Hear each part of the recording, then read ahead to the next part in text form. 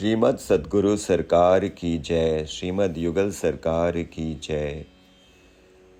ओम नमो भगवते वासुदेवाय।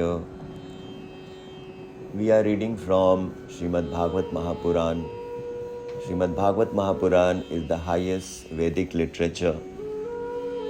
It has 18,000 shlokas, verses in 335 chapters and 12 cantos, a skand. Before Srimad Bhagavad Mahapuran begins, there are 6 chapters about the glories of Srimad Bhagavad Mahapuran. They are called Srimad Bhagavad Mahatamyam. These are taken from Padma Puran. The first chapter is called Devarshi Narad meets Bhakti Devi. Bhakti Devi is the personification of devotion. The chapter begins with a beautiful shlok. Satchidananda Rupaya Vishwotpatyadi Hetave Tapatraya Vinashaya Sri Krishnaya Vayam Numah. The Lord Sri Krishna, who is referred as Satchit Anand Swarup, He is eternal, He is having infinite knowledge, and He is an ocean of bliss, Sat, Chit and Anand. That Sri Krishna, we pay our obeisances, we worship Him. Sri Krishna is the creator, the sustainer and the destroyer of this universe. And in this universe, the 3 types of miseries, Adhyatmik, Adi-Daivik and Adi-Bhautik, they are mitigated by His grace. Let us learn about Adhyatmik, Adi-Daivik and Adi-Bhautik miseries. The 3 miseries that we all suffer from. Adhyatmik is self-inflicted. We have consumed all kinds of food which is not the best, and we are suffering from health issues, or we are under a bout of depression or sadness that is related to mind. So this is because of our own carelessness, our own reasons, so they are called Adhyatmik. Adi-Daivik, the ones which are caused by the divine reasons, floods, droughts, earthquakes, etc. And Adi-Bhautik, which is caused by the other jivas, other souls, other living beings. For example, a mosquito bites you and you suffer from malaria, or you are happily seated in your home but you receive a call and that leads to heated exchange and anger. So these are the 3 types of miseries. How to mitigate them? Worship Sri Krishna, obtain His grace, go in His shelter. That is the first slok. And now we learn about the other personalities and the conversations. So Shukdev ji is a divine descension. He is born to Mother Pingla and Vyasadev ji. Vyasadev ji is the literary avatar of the Lord. He is the father of Shukdev ji. But Shukdev ji, when he is in the womb of his mother Pingla, he doesn't want to be born. He stays there for 12 years, fearing that Maya will influence me when I am born. Narada ji assures him, and then when he is born, he takes a form of 12 years. But he is completely detached. He is a great scholar, a jnani. He is in the divine state. He keeps walking towards the forest. His father is calling him out, "Son, please stop." He doesn't respond. The trees have responded on his behalf. And now let us learn about Shaunakadik Rishis and Sut Goswami. Sut Goswami is a scholar, sage. He has received the knowledge of Bhagavad from Sankadik Rishis, who are the four mind-born sons of Brahmaji, Sanat, Sanatan, Sanak, Sanandan. And Sutaji Goswami is responding to the requests by Shaunakadik Rishis in Naimisaranya Kshetra. There are 88,000 sage students. They are under the guidance of Suta Goswami, receiving the spiritual knowledge. Their leader is Shaunak Rishi. So Shaunak Rishi is asking Suta Goswami that you are the one who dispels darkness by your knowledge, and your words are so soothing to our ears. So, how to mitigate our miseries, how to remain in this universe, in this earthly planet with peace and bliss, how not to get influenced by the effect of Maya.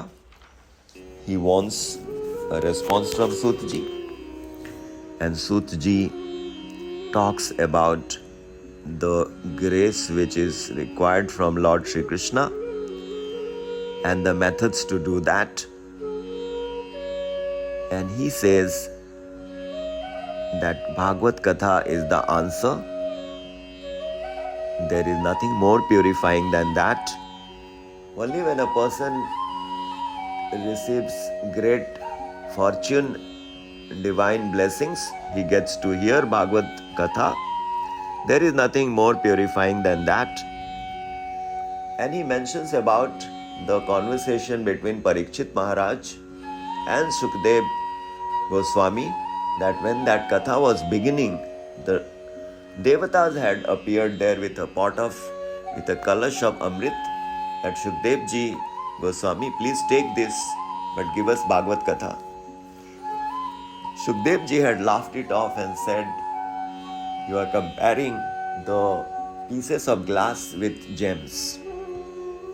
Also, in Satyalok, Brahmalok, Brahmaji, when he witnessed the liberation of Parikshit Maharaj, by hearing Bhagavad Katha, he arranged to weigh the effectiveness of Bhagavad Katha with other methods on a balance, on a scale, and it was found that no matter how many methods were put on the scale on the other side, Bhagavad Katha was far heavier. This Katha was also narrated to Devarshi Narad by Sankadik Rishis, which we mentioned earlier.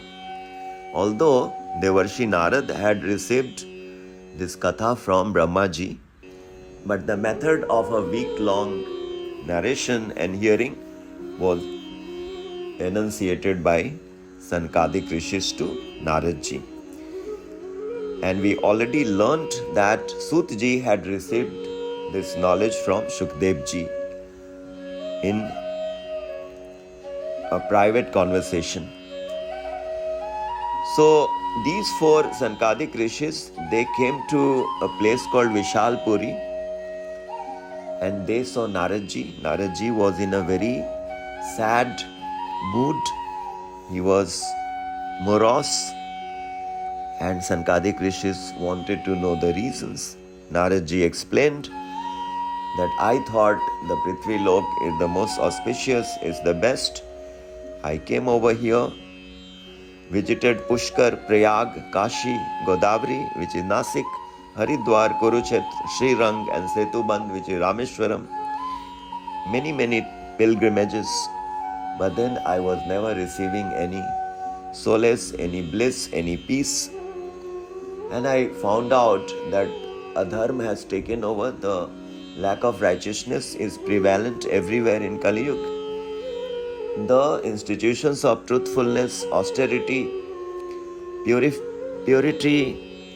shauch, daya, compassion, dan, charity, all these have vanished. Everyone is engaged in filling their belly. The so-called sadhus, the saints, Saintly persons have become hypocritical. They appear detached outwardly, but they are concerned only for their own selfish interests. There is so much of quarrel. This is the state of Kali Yuga. And when I saw all these deficiencies in Kali Yuga, I kept walking, kept visiting different places, and I reached Yamuna Ji, the bank of the river Yamuna, and I was very surprised to see a youthful woman. She was in a great miserable state. There were two old men lying there in a very miserable state, and they were breathing heavily. They had become old, and the lady explained to me that, "Oh, Mahatma Ji, please stop for a while. Please tell me some mitigation to my miseries, my problems." And it is so nice to get the darshan of a sage like you. Then Naradaji had asked Devi, "Who are you? Who are these two men? And who are these other Devis around you?" And she explained, "I am Bhakti, and these two are my sons, Gyan and Vairagya, knowledge and detachment. And they have become so old and emaciated. These Devis are the different rivers, Gangaji, etc. They are here to serve me." So I was born in Dravid, grew up in Karnataka, and in some places in Maharashtra I was honored, but in Gujarat I became old, and by the influence of Kali Yuga I was put into all kinds of miseries, and then I became so emaciated, feeble, weak. But when I reached Vrindavan, I have regained my youth, but my two sons are still in the old age, and they are in a very miserable condition. And I am wanting to know that why is it so that the mother is youthful and the children, the sons, are old? It should be the other way round.